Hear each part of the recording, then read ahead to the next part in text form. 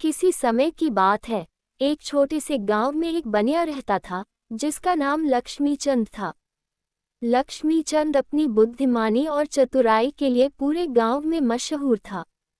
उसका व्यवसाय बहुत अच्छा चल रहा था, क्योंकि वह न केवल सही मूल्य पर सामान बेचता था, बल्कि लोगों की ज़रूरतों को समझकर उन्हें सही सलाह भी देता था। उसकी दुकान पर दूर दूर से लोग सामान खरीदने आते थे। लक्ष्मीचंद के पास धन की कोई कमी नहीं थी, परंतु वह हमेशा कुछ नया करने की सोचता रहता था। उसकी आदत थी कि वह अपने मुनाफे को बढ़ाने के लिए हर संभव तरीका अपनाता था। एक दिन उसे एक विचार आया कि यदि वह गांव के लोगों को छोटी छोटी चालों से अपने लाभ के लिए प्रेरित करे, तो उसकी कमाई और बढ़ सकती है। उसने सोचा कि लोगों की चतुराई का फायदा उठाकर वह अधिक पैसा कमा सकता है। पहला धोखा, वजन में हेराफेरी।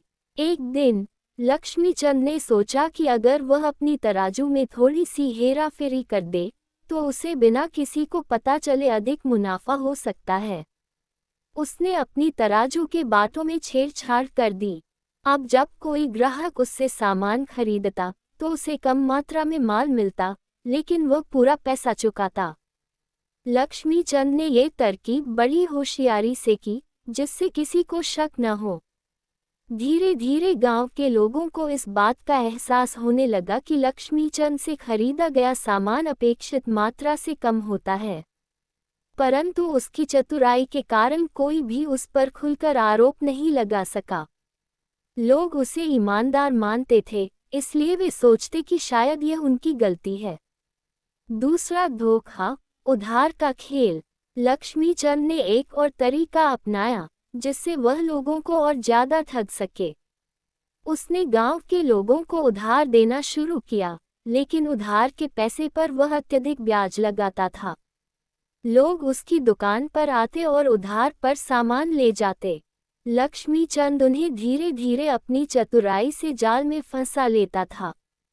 जब तक वे उधार चुकाते, तब तक ब्याज की राशि बहुत बढ़ जाती थी और लोगों को अनाप शनाप पैसे देने पड़ते थे।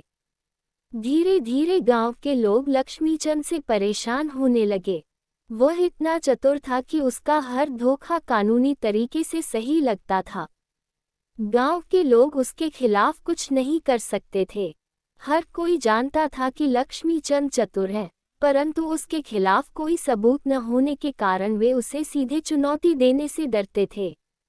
गांव के साधु की प्रवचन। एक दिन गांव में एक प्रसिद्ध साधु महाराज आए। उनका नाम साधु वासुदेव था। वे गांव में धार्मिक प्रवचन और भक्ति की बातें करने के लिए आए थे। गांव के लोग उनकी बातें सुनने के लिए इकट्ठा हुए। साधु वासुदेव ने अपने प्रवचन में सच्चाई, ईमानदारी और परोपकार की बात की। उन्होंने कहा, धन संपत्ति से जीवन में सुख नहीं आता, सच्चा सुख सच्चाई और दूसरों की भलाई में है। जो व्यक्ति धोखे से धन कमाता है, वह जीवन में कभी शांति प्राप्त नहीं कर सकता। लक्ष्मीचंद भी उस प्रवचन को सुनने के लिए आया था। वह साधु वासुदेव की बातों को सुनकर विचलित हो गया। उसे महसूस हुआ कि वह दूसरों को धोखा देकर बहुत बड़ी गलती कर रहा है। उसे अपने कर्मों पर पछतावा होने लगा, लेकिन उसकी चतुराई अभी भी उसे समझा रही थी कि उसे अपने लाभ के लिए इस मार्ग पर चलना चाहिए।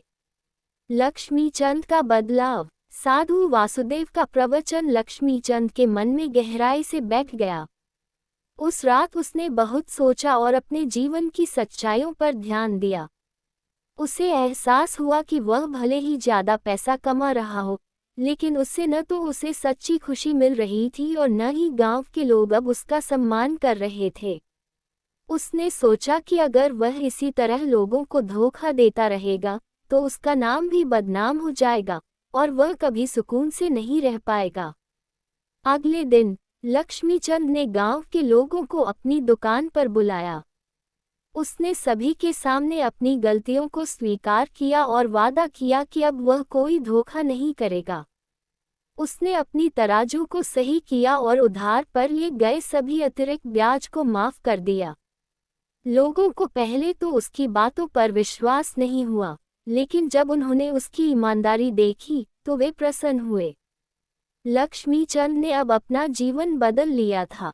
उसने ठगी और धोखे को त्याग कर ईमानदारी और सच्चाई का मार्ग अपनाया। अब वह न केवल व्यापार में सफल था, बल्कि गांव के लोगों का भी प्रिय बन गया था। लोग उसकी ईमानदारी की तारीफ करने लगे। सीख: इस कहानी से यह सीख मिलती है कि चतुराई और धोखे से भले ही व्यक्ति थोड़े समय के लिए सफल हो जाए, परंतु लंबी अवधि में उसे पछताना पड़ता है। सच्चाई और ईमानदारी से ही व्यक्ति को वास्तविक सम्मान और सुख मिलता है। धन का सही उपयोग तभी होता है जब वह सच्चाई और अच्छे कर्मों से कमाया जाता है।